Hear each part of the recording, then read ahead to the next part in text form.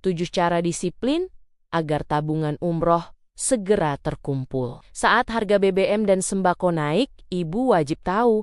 Sebelum lanjut, klik dulu tombol like dan subscribe ya, dan bantu share ke teman-teman lain. Makasih. Yuk langsung lanjut. Apa kabar ibu-ibu semua? Semoga sehat dan tangguh selalu ya. Bu, apa kabar hari ini? Semoga isi dompet tetap setebal tumpukan cucian yang tidak kunjung usai ya. Meskipun kita semua tahu bahwa sekarang harga bensin dan sembako lagi hobi banget balapan naik tanpa permisi, rasanya mau nangis setiap lihat struk belanjaan yang panjangnya sudah mirip ekor naga. Padahal cuma beli beras sama minyak goreng saja. Tapi jangan sampai impian kita untuk sujud di depan Ka'bah jadi ikut menciut karena urusan perut. Ibu pasti sering merasa bingung bagaimana caranya menyisihkan uang. Sementara harga cabai sudah seperti harga emas batangan.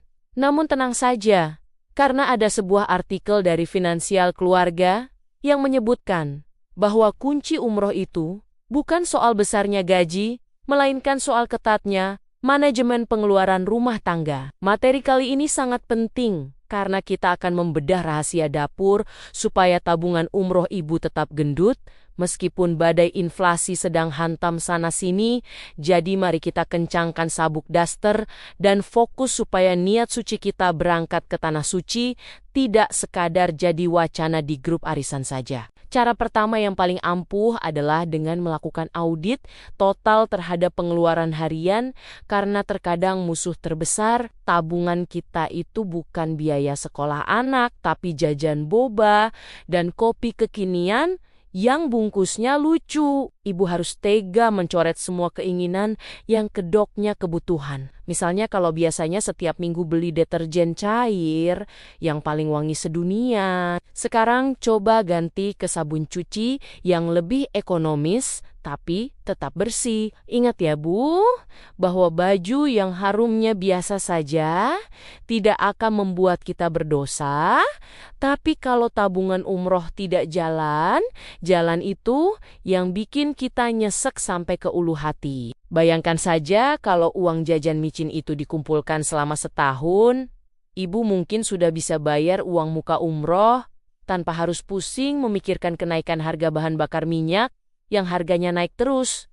Setiap kita baru mau mulai bernapas lega. Langkah kedua adalah terapkan penghematan ekstrim dengan prinsip makan untuk hidup, bukan hidup untuk makan. Jadi lupakan dulu restoran mewah atau pesan makanan lewat aplikasi hijau yang ongkos kirimnya bisa buat beli telur setengah kilogram. Masak sendiri di rumah adalah jalan ninja sejati dalam menghemat uang. Bahkan kalau perlu ibu tanam cabai sendiri di polybag supaya tidak perlu emosi setiap kali harga cabai rawit melonjak tinggi, ibu harus sadar bahwa pamer makanan di media sosial itu tidak akan membawa kita ke Mekah, tapi bekal nasi telur ceplok yang dinikmati bareng keluarga di rumah justru bisa jadi saksi perjuangan kita menuju Baitullah. Kalau ada sisa sayur sedikit, jangan langsung dibuang ya Bu, olah lagi. Jadi masakan kreatif, karena setiap butir nasi yang kita hemat itu adalah butiran doa yang membawa kita makin dekat ke pesawat terbang menuju Jeddah. Setelah itu, cara ketiga yaitu teknik menabung ekstra disiplin dengan sistem paksa di awal bulan. Artinya, begitu suami kasih jatah bulanan, jangan tunggu sisa uang untuk ditabung, karena biasanya sisa itu hanyalah mitos belaka. Ibu harus langsung memisahkan uang umroh ke rekening khusus yang tidak ada kartu debitnya. Atau kalau perlu titipkan ke ibu mertua yang paling galak supaya ibu takut mau mengambilnya. Anggap saja uang itu sudah hilang di telan bumi. Atau anggap itu sebagai cicilan hutang ke Allah yang wajib dibayar tepat waktu, tanpa tapi dan tanpa nanti. Banyak orang gagal berangkat karena mereka selalu menunggu ada uang lebih. Padahal uang itu sifatnya seperti air di tangan yang kalau tidak segera dipindah ke wadah, pasti akan merembes lewat celah-celah keinginan beli daster baru atau diskon barang rumah tangga yang sebenarnya tidak butuh-butuh amat. Cara keempat adalah dengan memotong biaya langganan yang tidak berfaedah, seperti aplikasi streaming film yang lebih sering ditonton oleh nyamuk daripada oleh ibu sendiri. karena sudah keburu ketiduran setelah lelah mengurus anak. Coba cek lagi langganan internet atau paket data. Kalau bisa pakai yang paling murah ya pakai yang itu saja. Karena yang kita butuhkan adalah akses informasi. Untuk belajar agama bukan untuk melihat gosip artis yang tidak ada habisnya. Ibu harus jadi detektif pelit yang meneliti setiap rupiah yang keluar dari dompet. Kalau ada kebocoran sekecil lubang jarum pun, harus segera ditambal pakai tekad yang kuat demi melihat menara Masjidil Haram. Tidak apa-apa dibilang pelit oleh tetangga, karena tidak ikut patungan. Beli baju seragam yang cuma dipakai sekali. Yang penting nanti ibu berangkat umroh, mereka semua cuma bisa gigit jari sambil tetap memakai seragam yang sudah tidak muat itu. Lalu poin kelima adalah manfaatkan setiap promo dan diskon sembako dengan cara yang cerdas, bukan malah kalap belanja barang lain yang sedang promo padahal tidak perlu. Jadilah ibu-ibu pemburu diskon garis keras yang tahu kapan waktu paling murah beli minyak goreng atau beras di pasar tradisional maupun supermarket tanpa harus tergoda beli coklat atau es krim. Ibu bisa stok barang yang tahan lama saat harganya turun drastis, supaya saat harga naik nanti, ibu sudah punya cadangan dan uang belanja bulanan bisa langsung dialihkan ke celengan umroh. Ingat ya Bu, bahwa diskon itu adalah cara Tuhan membantu kita menabung. Jadi jangan disalahgunakan untuk membeli lipstik warna baru, padahal di rumah sudah punya 10 warna yang semuanya tampak sama di mata suami. Langkah keenam yaitu ajak seluruh anggota keluarga untuk ikut berpartisipasi dalam misi suci ini, terutama anak-anak dan suami, supaya mereka tidak banyak menuntut fasilitas mewah yang bikin kantong jebol. Beri pengertian kepada mereka bahwa kita sedang puasa, kemewahan demi bisa beribadah bersama ke tanah suci. Sehingga kalau biasanya liburan ke mall, sekarang cukup piknik ke taman kota bawa bekal dari rumah. Kerjasama tim dalam rumah tangga itu sangat menentukan keberhasilan tabungan ini. Karena tidak mungkin ibu sudah hemat mati-matian, tapi suami malah sering jajan di luar.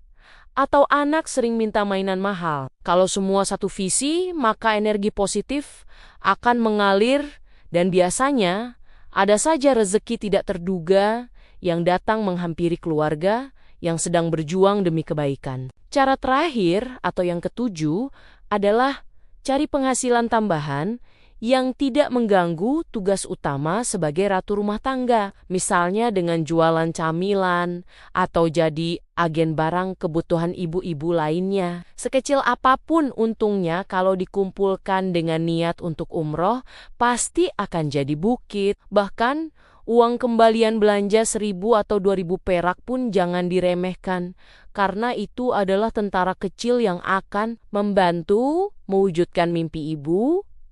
Jangan malu jualan ya Bu, karena yang seharusnya malu itu adalah mereka yang gaya hidupnya tinggi tapi hutangnya menumpuk di mana-mana, sementara kita sedang menata masa depan akhirat yang cerah. Fokus saja pada tujuan akhir dan biarkan setiap tetes keringat saat mencari tambahan uang itu menjadi saksi kesungguhan hati ibu di hadapan Sang Pencipta nanti. Kesimpulannya adalah, disiplin itu memang pahit rasanya di awal, tapi manis sekali hasilnya.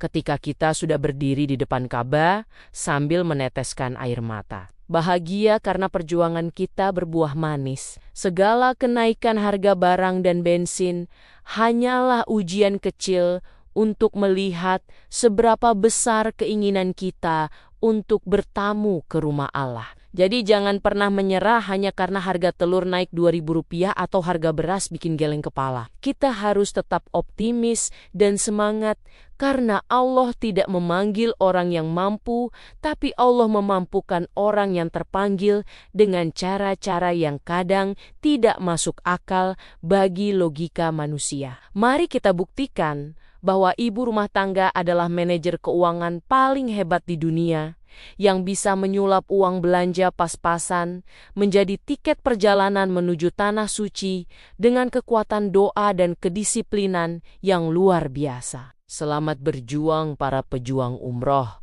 tetap semangat Dan jangan biarkan daster kumal memadamkan api kerinduan kita pada Rasulullah, karena suatu hari nanti kita pasti akan sampai di sana dengan bangga. Terima kasih dan sampai ketemu lagi di episode berikutnya. Di cerita serta episode yang lebih menarik, pokoknya tetap semangat ya Bu.